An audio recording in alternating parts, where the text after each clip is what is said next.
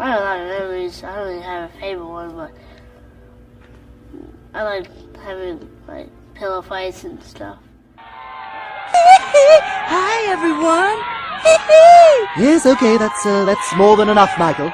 He was the baby the whole world watched dangling from a hotel balcony in his father's hand. Today, at 24 years old, Michael Jackson's youngest son, Bigi Jackson, lives almost completely out of the spotlight, quietly becoming an award-winning filmmaker while carrying the weight of one of the most famous last names in history. But behind that quiet success lies a story of unimaginable loss, relentless bullying, family heartbreak, and the young man's determination to find peace on his own terms. Before we walk through Biggie's emotional journey, from the secret birth and shocking balcony moment to losing his father at 7, the cruel taunts that forced him to change his name, and the quiet resilience that defines him now, I need your genuine support. This channel is still under 1,000 subscribers, and we put real heart into telling these deeply personal, often overlooked stories about the children of legends.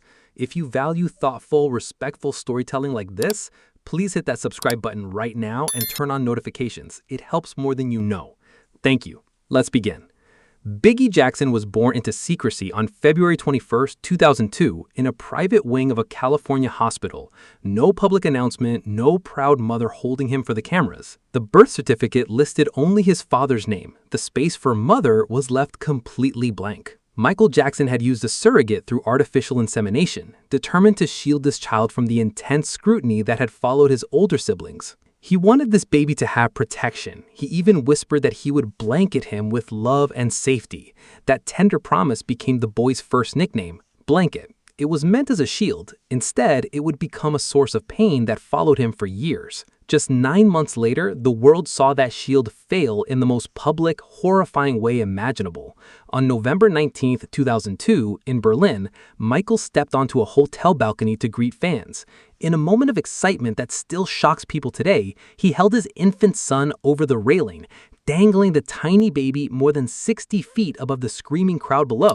A white towel loosely covered the child's face to shield him from flashing cameras. The image went viral instantly. Headlines called Michael reckless, dangerous, and unfit. The boy who had been born in total privacy was suddenly the most talked about infant on the planet.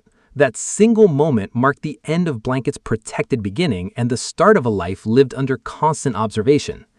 Inside the gates of Neverland Ranch, life felt like a fairy tale on the surface. The sprawling estate was Michael's personal kingdom of childhood dreams. Trains, carousels, a private zoo, movie theaters, and endless candy jars. For young Blanket and his siblings Prince and Paris, it was a wonderland. But even in that magical place, a quiet loneliness lingered. Michael tried desperately to give his children the normal childhood he never had, yet the demands of his career, legal battles, and the 2005 trial kept him away for long stretches. Blanket, the youngest, spent more time with nannies and his grandmother Catherine than with his famous father. Catherine became his steady presence, cooking meals, reading bedtime stories, and offering the consistent love every child needs. The isolation ran deep. The children were homeschooled. Paparazzi helicopters sometimes hovered overhead. Even inside the gates, disguises were sometimes used when visitors came.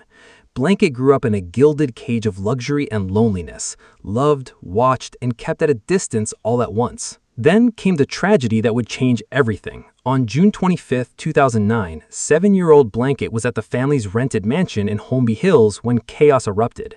Dr. Conrad Murray rushed from Michael's bedroom in panic. Paramedics arrived. The children heard the screams. Paris collapsed in tears. Prince stood frozen. Little Blanket clutched the doorframe, wide-eyed and terrified, too young to fully understand, but old enough to feel his entire world shattering. Michael Jackson was pronounced dead at UCLA Medical Center that afternoon. For Blanket, it was the loss of the only parent he had ever truly known. At the public memorial service, the small boy in the black suit and yellow tie sat clutching a miniature Michael Jackson doll like a lifeline, tears rolling down his face as millions watched. The years that followed brought more pain. Guardianship battles, the family adjusting to life without Michael, and then the relentless bullying that forced Blanket to make a life-changing decision. Schoolmates mocked his nickname mercilessly. Blanket? Like a baby blanket?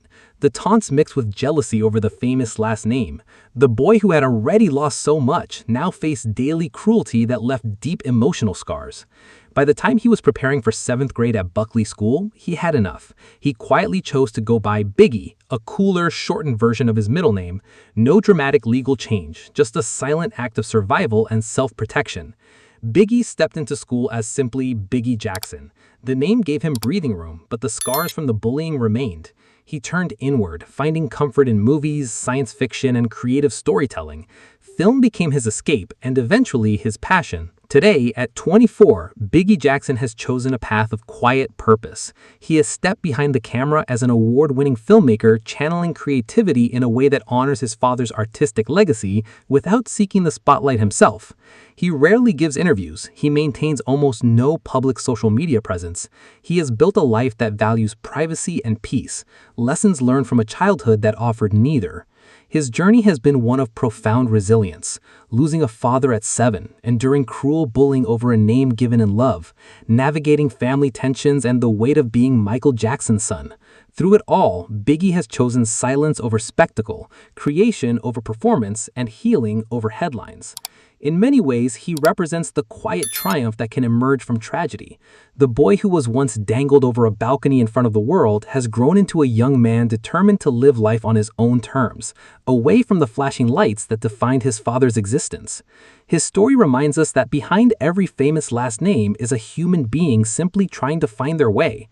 Bigi Jackson may never seek the fame his father carried, but in his quiet way, he continues the family legacy, not through performance, but through the art of storytelling and the courage to heal. What do you think of Biggie's decision to live privately? Has his story changed how you see the Jackson family's next generation? Drop your thoughts in the comments. I read every single one. If this emotional journey through Bigi Jackson's life touched you, please give the video a thumbs up, share it with others who appreciate these kinds of personal stories, and make sure you're subscribed for more respectful deep dives into the lives of music legends and their families. Thank you for watching, and I'll see you in the next one.